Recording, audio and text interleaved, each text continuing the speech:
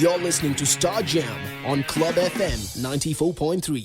കൊച്ചി പഴയ കൊച്ചിയല്ല. പണ്ട് കൊച്ചിയിൽ ഇന്ന് കാണുന്ന ഈ ഷോപ്പിംഗ് മാളുകളും കെട്ടിടങ്ങളും ഉണ്ടാകുന്നതിന് മുന്നേ കുറേ ആളുകൾ പാടവും പറമ്പും കുളങ്ങളും കൃഷിയൊക്കെ ആയിട്ട് കഴിഞ്ഞ ഒരു കാലം ഉണ്ടായിരുന്നു. കൊച്ചിയുടെ ആ പഴയ കാലത്തിന്റെ കഥയുമായി ഒരു പുതിയ സിനിമ എത്തിയിട്ടുണ്ട്, കമ്മട്ടിപ്പാടം. ഈ പുതിയ സിനിമ എഴുതിയത് ഒരു പഴയ ആളാണെന്ന് വേണമെങ്കിൽ പറയാം. ന്യൂ ജനറേഷൻ സിനിമകളിൽ ശ്രദ്ധിക്കപ്പെട്ട ഒരേ ഒരു old generation boy. He's A writer, he's A director, he's an actor and he is അദ്ദേഹം ചിരിക്കുകയാണ്. എൻ്റെ പേര് പി ബാലചന്ദ്രൻ. ബാലേട്ടൻ എന്ന് വിളിക്കാം, അതാണ് നല്ലത്. മലയാളികൾക്ക് ഇഷ്ടപ്പെട്ട ഒരുപാട് സിനിമകൾ എഴുതിയത് താങ്കളാണ്. അങ്കിൾ ബണ്ണും ഉള്ളടക്കവും പവിത്രവും ഇപ്പോൾ കമ്മട്ടിപ്പാടവും. ഈ കമ്മട്ടിപ്പാടത്തിന്റെ റെസ്പോൺസ് എങ്ങനെയുണ്ട് അതിന് ശേഷം? സാധാരണ എൻ്റെ ജനുസിൽപ്പെട്ട ഒരു റൈറ്റിംഗ് അല്ല കമ്മട്ടിപ്പാടത്തിൽ. എക്സാക്ട്ലി. അപ്പോൾ എന്നെ സംബന്ധിച്ചിടത്തോളം രാജീവ് ചെയ്തിരിക്കുന്നത് എനിക്ക് പോലും അജ്ഞാതമായ എൻ്റെ സാധ്യതയെ കണ്ടെത്താൻ എന്നെ പ്രേരിപ്പിക്കുകയാണ്. രാജീവ് രവിയെ കുറിച്ച് പറയുമ്പോൾ അദ്ദേഹം പറഞ്ഞിട്ടുണ്ട്, ഒരു സിനിമയ്ക്ക് സ്ക്രിപ്റ്റിന്റെ ആവശ്യമില്ല. അപ്പൊ അദ്ദേഹത്തിന് വേണ്ടിയിട്ടാണ് താങ്കൾ സ്ക്രിപ്റ്റ് ചെയ്തത്. ഇപ്പം ഷേക്സ്പിയർ എഴുതിയ കാലഘട്ടത്തിൽ ഒഥല്ലോയോ മാക്ബത്തോ എങ്ങനെ അവതരിപ്പിച്ചു എന്നുള്ളത് നമുക്കറിയത്തില്ല. പക്ഷെ ഇന്നും ഷേക്സ്പിയറെ ഓരോരുത്തരും പുനർവ്യാഖ്യാനം ചെയ്യുകയും അവനവന്റെ ഇഷ്ടത്തിന് ഷേക്സ്പിയറെ നിരാകരിക്കുകയും ഒക്കെ ചെയ്തുകൊണ്ടാണ് ഷേക്സ്പിയർ നിലനിൽക്കുന്നത്. തീർച്ചയായിട്ടും. അപ്പോൾ ഒരു തിരക്കഥ അതേപടി പകർത്തി വെക്കുക എന്നുള്ളതും വേണമെങ്കിൽ ഒരു ഡയറക്ടർക്ക് ചെയ്യാമായിരിക്കാം. പക്ഷെ അതിനേക്കാളും ഒരു ക്രിയേറ്റിവിറ്റി കാണുന്നത് ആ കൃതിയെ എങ്ങനെ അയാൾ നിഷേധിക്കുന്നു എന്നുള്ളതാണ്. അപ്പോൾ ഒരു സ്ക്രിപ്റ്റിന്റെ ആവശ്യമില്ല. ഉണ്ട്, സ്ക്രിപ്റ്റ് ഉണ്ടെങ്കിലേ സ്ക്രിപ്റ്റിനെ നിഷേധിക്കാൻ പറ്റും. അതാണ്.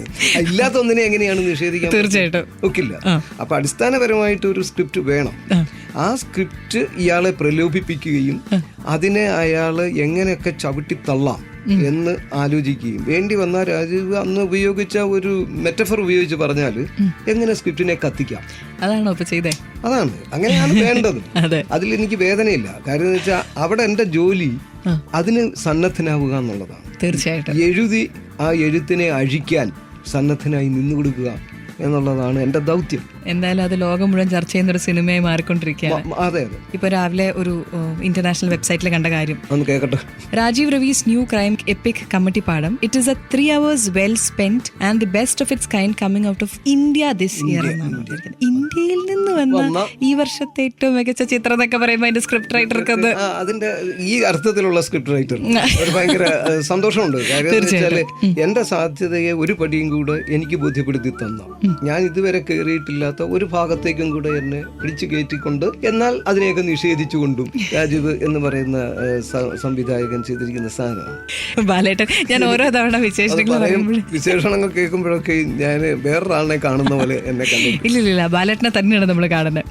ശാസ്താംകോട്ടക്കാരനായ താങ്കൾ എങ്ങനെ പഴയ കൊച്ചിയുടെ കഥ പറഞ്ഞു, എങ്ങനെ കമ്മട്ടിപ്പാടത്തിന്റെ കഥ പറഞ്ഞു? ഒക്കെയും നമ്മൾ ഈ പറഞ്ഞ പോലെ നേരത്തെ തീരുമാനിക്കപ്പെട്ടിട്ടൊന്നും അല്ല പല കാര്യങ്ങളും.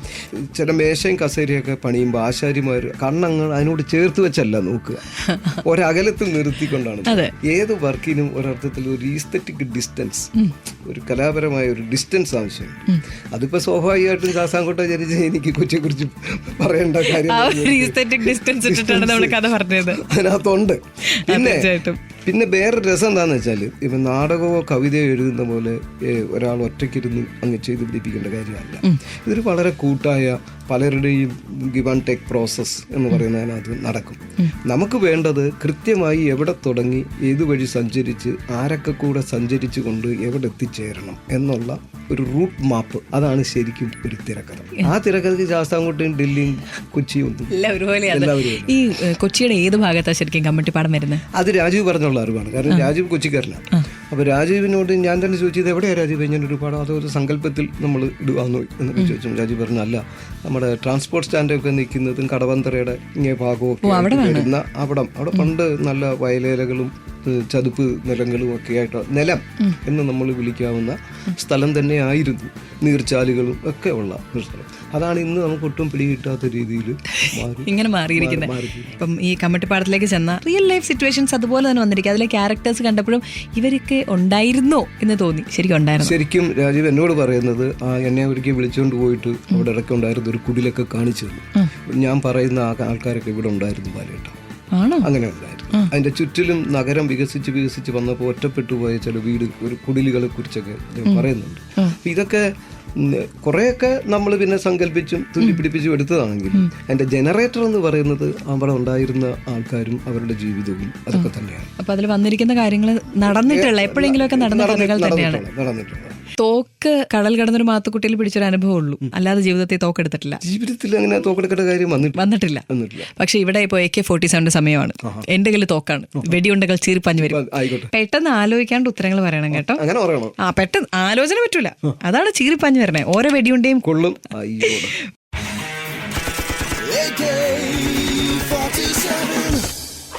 Best writer award versus best actor award, pick one. Best actor award.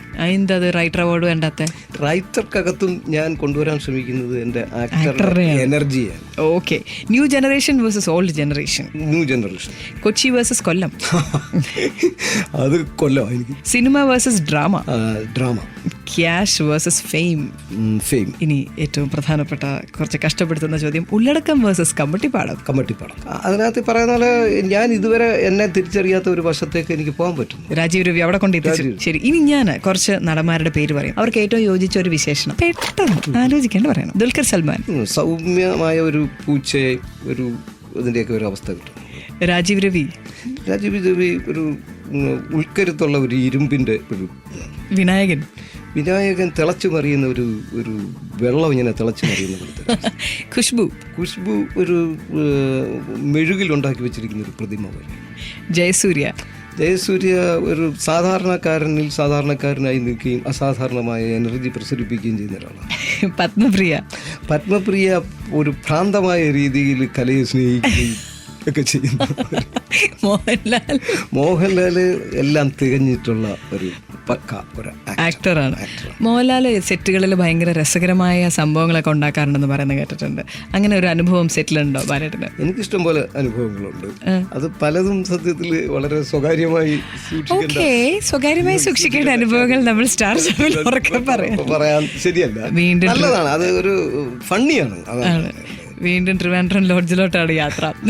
കമ്മട്ടിപ്പാടത്തിന്റെ casting, ഓരോ കഥാപാത്രവും ജീവിക്കുകയായിരുന്നു. എങ്ങനെയാണ് ഇവരെ കണ്ടുപിടിച്ചത്? എനിക്ക് ഏറ്റവും ആദ്യം അറിയേണ്ടത് മറ്റേ നമ്മുടെ ബാലൻ.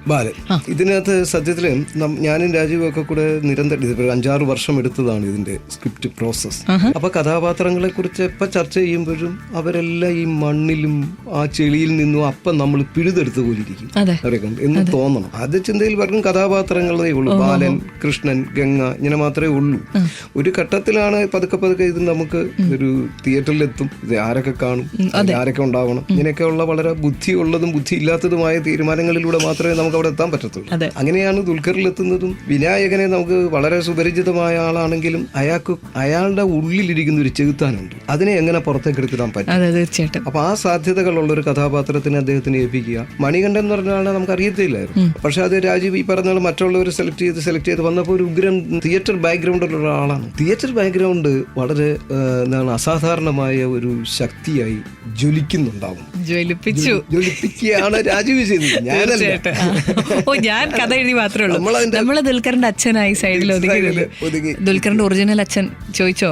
ദുൽഖറിന്റെ ഒറിജിനൽ അച്ഛനും ദുൽഖറും ഞാനും തമ്മിലുള്ള ഒരു ബന്ധത്തിന് ഒരു ചരിത്രപരമായ എന്താണെന്ന് വെച്ചാൽ, ഞാൻ ആദ്യമായി സിനിമയ്ക്ക് സ്ക്രിപ്റ്റ് എഴുതുന്നത് മമ്മൂട്ടിക്ക് വേണ്ടിയിട്ടാണ്. എന്നിട്ട് പക്ഷെ ഒരിക്കലും കണ്ടില്ല, ഒരിക്കൽ പോലും കണ്ടില്ല. പിന്നെ അദ്ദേഹത്തിന്റെ കൂടെ അഭിനയിക്കേണ്ടി വന്നു എനിക്ക് കുറെ പടങ്ങൾ. ഞാൻ ഏറ്റവും കൂടുതൽ സത്യത്തിൽ അഭിനയിച്ചത് എനിക്കൊന്ന് മമ്മൂട്ടിയുടെ കൂടെ. പക്ഷെ മമ്മൂട്ടിയുടെ മോഹനെ വെച്ചിട്ട് നമ്മളിപ്പോ സിനിമ ചെയ്തു. അതാണ്. അപ്പൊ വർഷം ഇത്രയും കഴിഞ്ഞിട്ട് ഒരു യോഗം വന്നു. യോഗം അതായിരുന്നു. അതാണ്. അപ്പൊ എന്റെ ആ ദുഃഖം ഒന്ന് ശമിച്ചു. ദുൽഖറിനായിരുന്നു യോഗം. ക്ലബ് എഫ്എമ്മിലെ സ്റ്റാർ ജാമിൽ കമ്മട്ടിപ്പാടത്തിന്റെ കഥകൾ. ഞാൻ റീനു, എന്റെ കൂടെ ബാലേട്ടൻ. ബാലേട്ടാ, നമ്മുടെ അടുത്ത പാട്ട്. ഈ ശരത്തും ഞാനുമായിട്ടൊരു ഭയങ്കര ബന്ധമാണ്. അപ്പൊ ഞാൻ ഇവൻ മേഘരു എന്നുള്ള പടം ഡയറക്റ്റ് ചെയ്യാൻ തീരുമാനിക്കും. എനിക്ക് പിന്നെ വേറൊരു മ്യൂസിക് ഡയറക്ടറെ ആലോചിക്കേണ്ട കാര്യമില്ല. എന്താ കാര്യം എന്ന് വെച്ചാൽ വേറൊന്നുമല്ല, അത് മതിയടാ, ഇങ്ങനെയൊക്കെ വിളിക്കാനും എടുക്കാനും ഒക്കെ പറ്റുന്ന ഒരാള്. അപ്പൊ ആ അർത്ഥത്തിലാണ്. അപ്പൊ അതുകൊണ്ട് ഒരു പാട്ട്, എനിക്കൊരു നാടൻ പാട്ട് വേണമായിരുന്നു. ഞാൻ ശരത്തിനോട് പറഞ്ഞു, ഇതില്ലേ തനി നാടൻ പാട്ട് എന്നൊന്നും പറയുന്ന പോലത്തെ ഒരു പാട്ടല്ല വേണ്ടത്, മറിച്ച് ഒരു കുടുംബത്തിൽ പിറന്ന ഒരു പെങ്കൊച്ചു, അവക്ക് നാടൻ പാട്ടുകളോടൊരു താല്പര്യമുണ്ട്. എന്നിട്ട് അവൾ ആ നാടൻ പാട്ടുകൾ പഠിക്കുകയും അത് പാടുകയും ചെയ്യുന്ന പോലത്തെ ഒരു നാടൻ പാട്ടാണ് വേണ്ടത്. അപ്പൊ അത് വെച്ചിട്ടാണ് അവന് ഒരു പാട്ട് കമ്പോസ് ചെയ്ത്. ഞാൻ കേരളത്തിലായിരിക്കുമ്പോൾ അവൻ എനിക്ക് ഇത് അയച്ചു തന്നൊരു എന്നിട്ട് എന്നോട് പറഞ്ഞു, ഇതാരാ പാടിയേക്കുന്നെന്ന് പറയാമെങ്കിൽ പറയട്ട് ഞാനൊരു സ്വർണ്ണമോതിരം തരാമെന്ന്. ഞാൻ കേട്ടിട്ട് എനിക്ക് ഒരു പിടുത്തം കിട്ടും. കണ്ണിലെ ചന്ദ്രന്റെ മനസ്സിലായില്ല, ഒരു രക്ഷയില്ല. എന്നോട് പറഞ്ഞ ഇത് പറഞ്ഞു കഴിഞ്ഞാൽ ഞാൻ ഇത് തരാണ്. ഞാൻ പറഞ്ഞടാ എനിക്ക് പിടി കിട്ടുന്നില്ല, ഒരിക്കലും പിടി കിട്ടുന്നില്ല. ഇത് രമ്യ നമ്പീശ് എന്ന് പറഞ്ഞ നടിയാണ് ഈ പാട്ട് പാടുന്നത്. ഞാൻ കിടുങ്ങിപ്പോയി സത്യത്തിൽ. തീർച്ചയായിട്ടും എനിക്ക് ആ ശബ്ദവും അതിന്റെ രീതിയും അണപ്പും ഞാൻ ആ പറഞ്ഞ ക്വാളിറ്റി.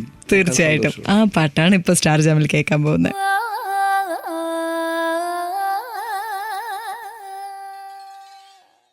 ക്ലബ് എഫ്എമ്മിലെ സ്റ്റാർ ജാമിൽ മാത്രം ടൺ കണക്കിന് ഫൺ, ടൺ കണക്കിന് മ്യൂസിക്.